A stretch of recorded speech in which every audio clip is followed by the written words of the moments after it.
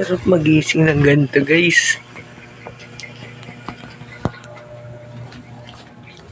Paso na tayo.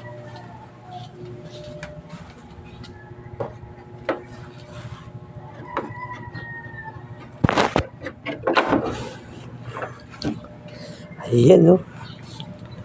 Ang ganda. Sarap sa pakiramdam. Imagine mo, ikaw lang yung nag-iisa dito sa bahay.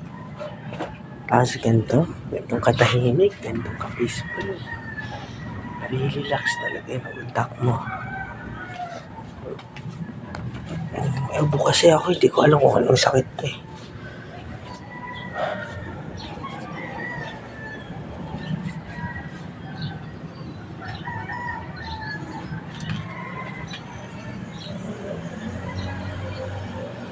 Ganda.